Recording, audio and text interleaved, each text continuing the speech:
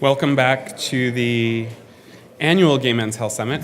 I love having all of your friends in the audience. It means they correct you after you make comments. So I made a few mistakes this morning. First of all, I didn't introduce myself. My name is Jody Jollimore, and I'm the Director of Policy at the CBRC and also on the Planning Committee here. This is, in fact, the 12th annual Gay Men's Health Summit, which is on your... Yes. Not sure where I was for 11. And I'm not sure I got through our entire planning committee. I feel like I skipped over a couple of people. So I want to do another shout out to the planning committee. That's Moffat Clark, Joshua Edward, Rob Higgins, Darren Howe, Leif Pagalan, Rick Marchand, and Terry Trussler. I also want to let you know that rooms 1700 and 1900 are being recorded. So that's this room, and it's the auditorium next to us. So in a breakout session, if you're really torn between two sessions, you'll be able to see anything that's offered in this room or in 1700. After the summit, there'll be a slideshow as well as the speaking. That's why the recorders are here. So that means all of the plenaries will be recorded, and whatever breakouts are in this session in 1700. So if you're really torn, you can make a choice and watch it later. So we're about to start our afternoon program, and I'd like to invite Rodney Stehr to introduce our plenary speaker and panel.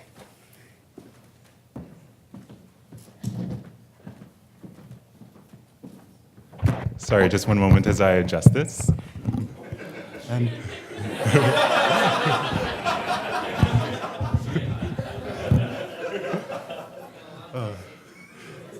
So as mentioned previously, my name is Rodney Stehr, and I will be your facilitator this afternoon on our wonderful discussion on realities, resistance, and race.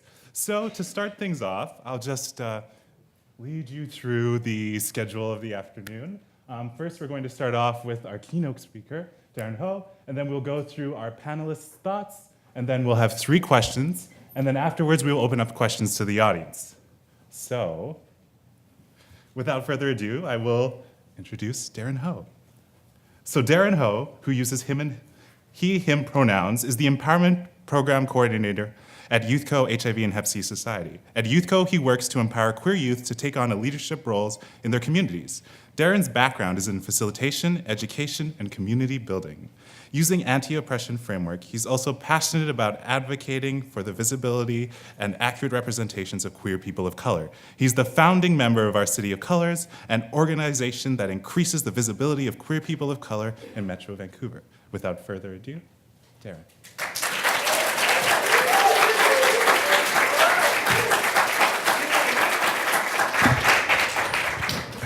I also have to adjust this. Okay, thank you, Rodney, and thank you, everyone. Hi, everyone, my name is Darren Howe, and thank you all for being present in this session about racism and the resistance of racial stigma. It has been 11 years since I first came to terms with my sexuality. So that's 11 years since I first started talking openly about being gay with my friends, my coworkers, my partners, people in my community, my peers, my cousins, nearly everyone, except my parents. And I didn't have that conversation with them until just about 2 years ago. In writing this talk, I was advised that I should begin with an attention-grabbing picture and a story. But I'm going to do something different. I'm going to try something more millennial, and I will start with a picture and a clickbait. So these are my parents, and you won't believe their reaction when I told them I'm gay. Keep listening. I am honored and humbled to have been asked to speak as a keynote, highlighting the perspectives of QPOC, that's queer people of color. I am very appreciative of the work that the organizers of this summit have done to ensure that this conversation about race is still happening. I'll be sharing with you from my experiences, but please keep in mind that my experiences does not encompass all queer people of color, nor all queer men of color, and not all gay Asian men, and not even all gay Chinese young guys. And I recognize that even by having a platform to speak here, my experiences as a queer person of color does not accurately reflect the entirety of the entire Qt community that is often erased and rendered voiceless, and whose work too often goes unpaid for. So I invite you to consider the perspectives of this panel and the voices on this panel as just one small part of a greater dialogue. Let me first take you back to 5 years ago, to 2011. The theme of the Gay Men's Health Summit that year, as some of us will recall, was health and sexual rights.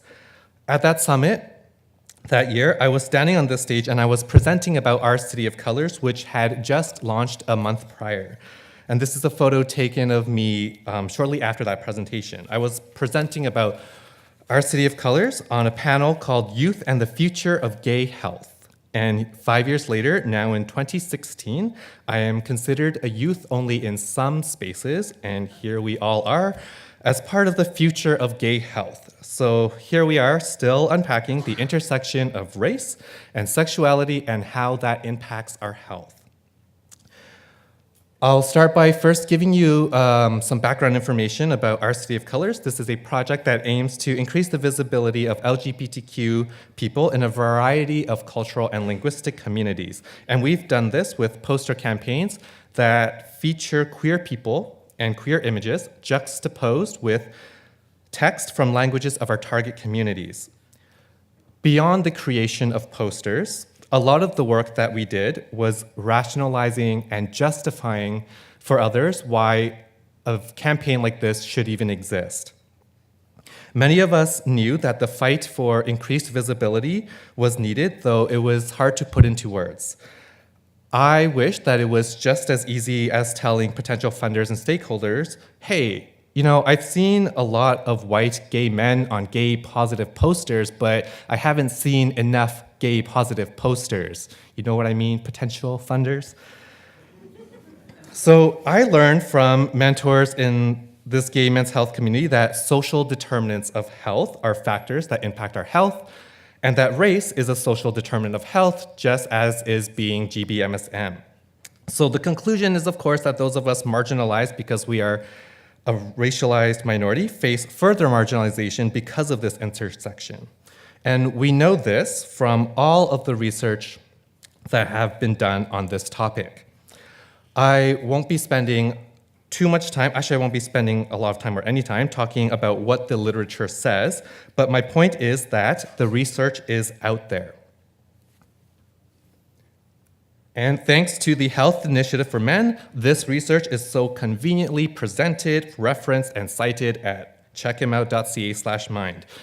Studies show that racism impacts our mental health and overall health. With all of these areas to address, our City of Colors began at visibility. It was important for me to engage in this initiative for visibility of queer people of color. There were many reasons why this campaign was much needed, and a lot of reasons why I started this visibility campaigns. But if I'm to be 100% honest about my true intentions, it really came down to one thing for me. I wanted my parents to know that gay people are okay. My Chinese immigrant parents have lived in Canada since they were teenagers, and they are now well in their 60s. And I hadn't heard my parents speak much about gay people, neither positively nor negatively. And gayness was just not something that they ever had to think about because it existed outside of their daily lives. So the reason that I needed our City of Colors was because I wanted people, but specifically my parents, to see these gay Chinese guys on this gay Chinese poster with gay Chinese text, so that my parents could see that gay and Chinese can and do exist simultaneously, and then maybe they would make a comment about this existence, and then maybe I would have a clue on whether or not I could tell them that I'm gay myself. I've talked a lot about how these posters were meant to spark dialogue within cultural communities about LGBTQ issues, and I didn't know how, but I wanted my parents and family to be a part of this dialogue.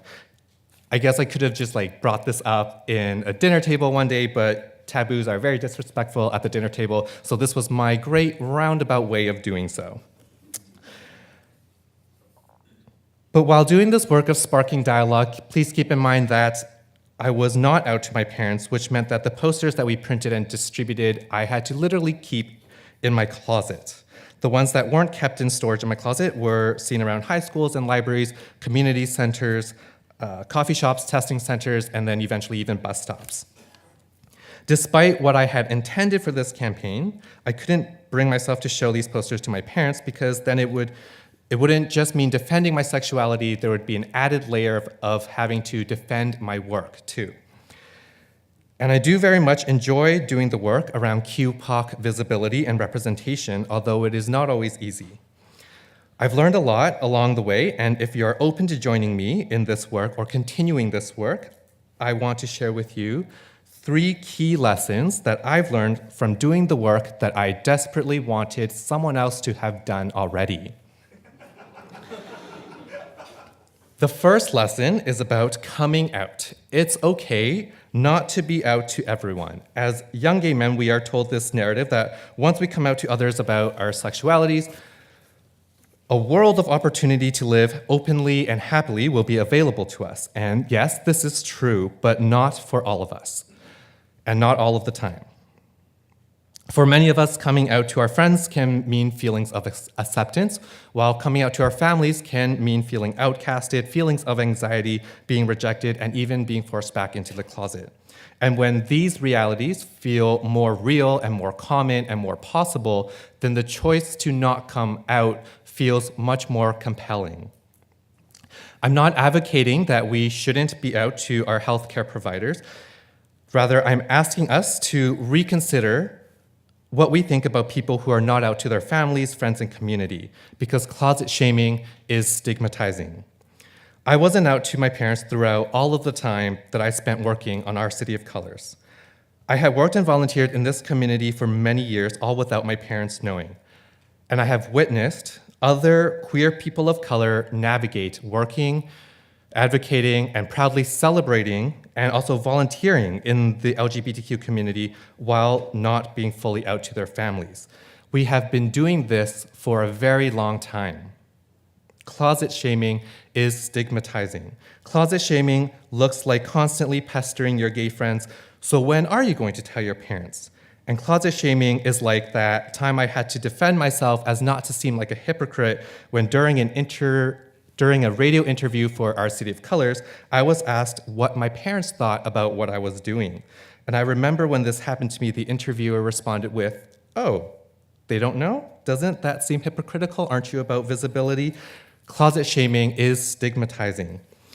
In response, I would like for us to embrace this concept of closeted, loud, and proud, to remind us that despite our outness or lack thereof, we have still been advocating for the greater LGBTQ movement in our own way, and we are not ashamed. When we sneak out to be present in the audience of pride parades and community events and gay men's health summits, that is us being loud and proud. The second lesson I've learned is about the strength that comes with identifying as QPOC, a queer person of color. This identity is unique to non-queer POC experiences and different from non-POC queer experiences. When our City of Colors first started, we often used, and we still use, this phrase that I have up in quotes, LGBTQ people in various community and linguistic communities, to describe the groupings that we were trying to connect with. This long phrase that's up in quotes is in the OCC mission statement and accurately described who we were advocating for. And although it might seem obvious to you, I've come to learn over time that what connected a lot of us at our City of Colors was the QPOC identity. Over time, I found myself using this term more and more to describe myself and the collective experiences of the community that I was working with. And yes, of course, there are folks who fit into the description of being from a linguistic minority who are not a person of color, and vice versa. But in my communities, QPOC was very accurate and very fitting. I use person of color to describe myself as non-white and as having common experiences of systemic racism with other non-white folks. Although QPOC experiences are diverse, many of us who are queer and from backgrounds of racial minorities know of the disconnect between sexuality and our culture. Some of us may not even know the word for gay in our mother tongue simply because it has never been taught to us, or the word does not exist in that language. So as simple as it may seem, one way that I and others exercise resilience and resistance is by proudly identifying as QPOC, a queer person of color. QPOC is two conflicting parts of my identity joining together into one unified whole. QPOC is an identity that both racializes the queerness, my queerness, and validates the queerness in my racialized body. QPOC accounts for the very othering question that I get many times, and that question is, where are you from? No, where are you really from? From guys that I meet as potential dates. And QPOC also accounts for the decision that I made when I was 17 years old to stop seeing my longtime family doctor, who is Asian, after I told him that I was having sex with boys. Because I didn't want to risk my parents finding out due to the network of the Chinese community.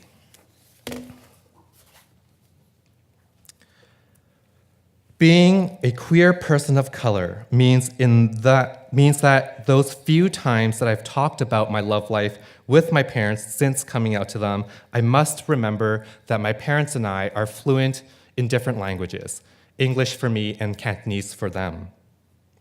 When I came out to my dad, one of the first things that he asked me was, in English, do you have a steady partner? And his use of English means that, in that moment, he was meeting me where I was at. The QPOC identity is a part of what it means to resist stigma.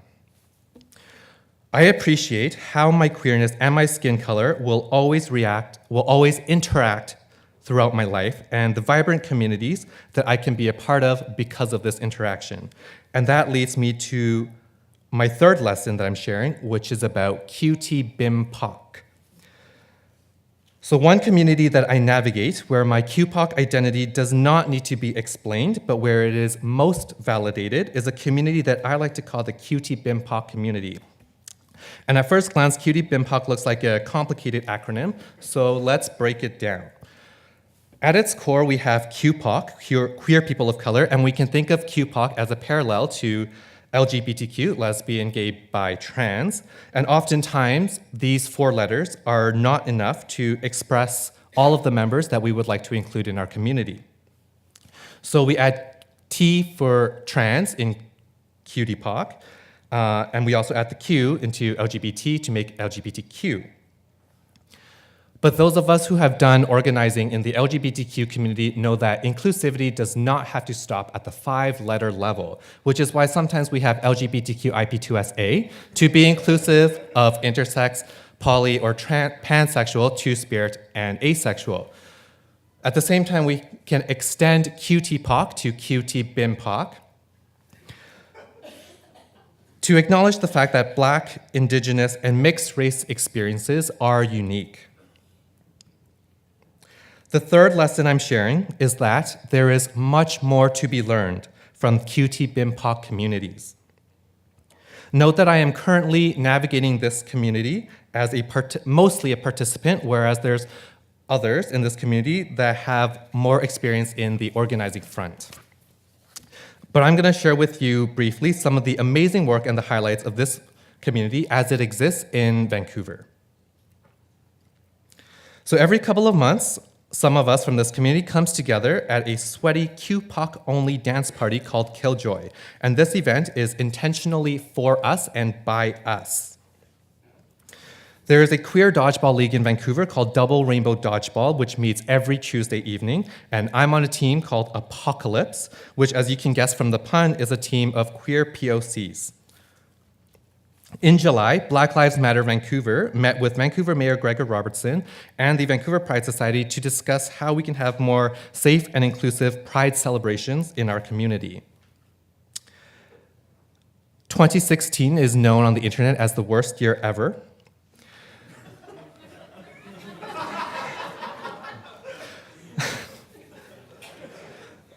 When the tragedy at Orlando happened earlier this year, the tragedy was targeting the part of the LGBTQ community that was predominantly Latinx and Black. And when this happened, I saw leaders in Vancouver's Qt Bim Pop community come together to host a Qt Bim Pop healing space for those most affected by the Orlando event. And this was another event that was intentionally for us, by us. This past summer, the Frank Theater produced a play called The Pink Line, which featured local QPOC community members who engaged us through storytelling and performances about queer people of color experiences. And as for the last of my example, near Broadway and Main Street was Heartwood Cafe, which was where a lot of community organizing would happen. And after it unfortunately closed down this year, our moderator, Rodney, and my coworker, Amber Bedard, organized an event called Officially Over It for POCs to discuss organizing better spaces. This means that we actually organize to talk about organizing. And I could go on and on with more examples about our community's work, but this is just a glimpse of the examples of the Qt Bim Pop community as it exists in Vancouver and the Lower Mainland. Here's what I've learned from the Qt Bim Pop community about community building and organizing. This is a community that is rooted in social justice work and anti-oppressive values.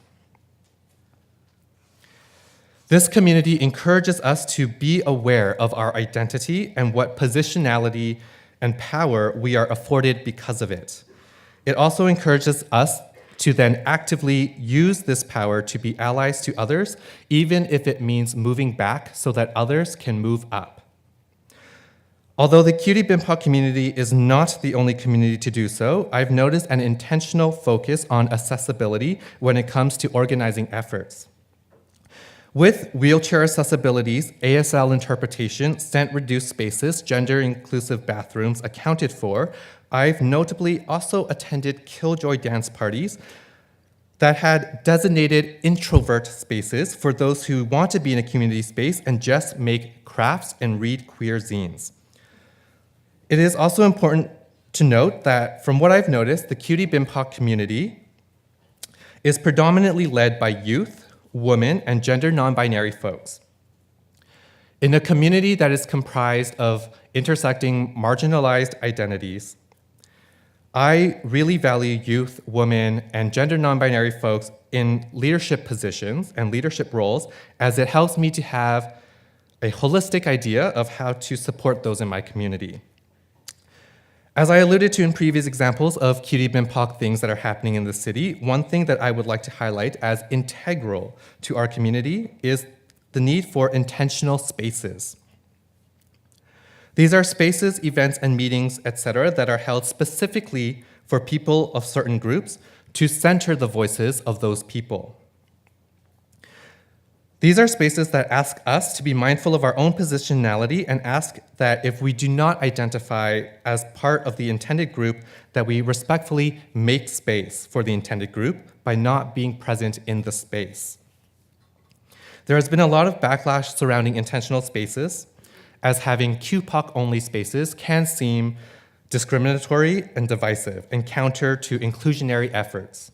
However, we know that in working in the field of gay men's health, we have come up with targeted initiatives, programs, strategies, research, and spaces that benefit specifically gay men. Programs like Empowerment and Totally Outright exist because we, as gay men, have identified that young gay men face further inequities compared to our older heterosexual counterparts. These programs are specifically for young, gay, bi, queer men to learn from peers and mentors. I know firsthand that programs like these have benefited me as a young, they have benefited me as a young queer man. Likewise, QPOC-only spaces and QPOC-only programs and QPOC-only events are where I, as a queer person of color, can learn and make mistakes, feel empowered, and make changes in my own communities. Another example of work that can happen from intentional spaces is this CBRC published report, Speaking Up for the Health of Queer People of Color, which is available in the reception following this session. It presents issues and recommendations on how we can all work together for bettering the health of queer people of color. Findings for this document are from an event where queer people of color from our communities came together to discuss what works for us and what doesn't. Again, this report, like some of the programs that we have in the gay men's health sector, shows us that intentional spaces do create meaningful outcomes. Finally, here is a summary of the 3 important lessons I would like to share with you. 1, support those of us who are not out. Closet shaming is stigmatizing. The second one, identifying as QPOC is an act of resisting stigma. And third, there is much more to be learned from Qt Bim Pop communities. I've learned from peers in this community about anti-oppression, inclusive organizing, intentional spaces, and what meaningful leadership looks like, just to name a few. Finally, I leave us with one action item: to create or support intentional spaces to prioritize Qt Bim Pop folks. We are all here because we know that we have work to do in removing stigma from our communities, which means more work around visibility and representation. And while we do this work of ending stigma, my hope is that we do not forget about, but rather we prioritize those who are affected by stigma in our communities. Safe spaces like intentional QPOC spaces are a way of doing this. And I encourage you, in thinking about your role as a service provider, researcher, community member, consider what can you do to build and support meaningful, intentional spaces. Thank you for listening to me talk. I hope that this has been an insightful look into the realities of our resistance surrounding queerness and race.